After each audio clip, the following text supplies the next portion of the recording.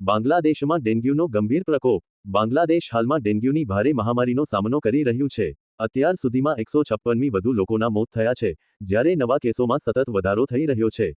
Korean દ્વીપકલ્પ પરમાણુ નિશસ્ત્રીકરણ મુદ્દે સહમતિ. દક્ષિણ કોરિયા અને અમેરિકા કોરિયન દ્વીપકલ્પમાંથી પરમાણુ હથિયારો દૂર કરવા માટે સંમત થયા છે અને આ મુદ્દે સહકાર આગળ વધારવાની જાહેરાત કરી છે. વ્હાઇટ હાઉસમાં ટ્રમ્પ નેતન્યાહુ બેઠક. અમેરિકાના પ્રમુખ ડોનાલ્ડ ટ્રમ્પે 29મી તારીખે ઇઝરાયેલી વડાપ્રધાન બેન્જામિન નેતન્યાહુને વ્હાઇટ હાઉસ મુલાકાત માટે આમંત્રણ આપ્યું છે.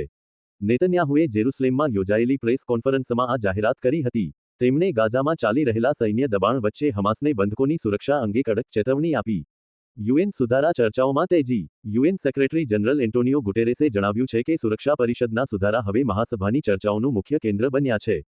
તેમણે અગાઉ અટકેલી આંતર સરકારી વાટાઘાટોમાં થયેલી પ્રગતિની નોંધ પણ લીધી. નાઇજરમાં હિંસક હુમલો, 22ના મોત. નાઇજરના તિલાબેરી વિસ્તારમાં આવેલા એક ગામમાં બંદૂકધારીઓએ ગઈકાલે 22 લોકોની હત્યા કરી હતી. અહેવાલો અનુસાર, બાપ્તિસ્મા સમારોહ દરમિયાન 15 લોકોને ગોળી મારી દેવામાં આવ્યા, જ્યારે નજીકના વિસ્તારોમાં વધુ 7 લોકોના મોત થયા.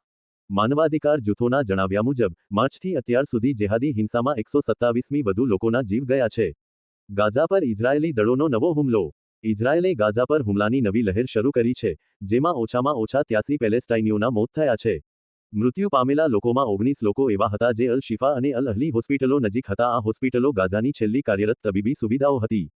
રિપોર્ટર દિનેશભાઈ સાગઠિયા, અમદાવાદ. દસ્તક ન્યૂઝ 24.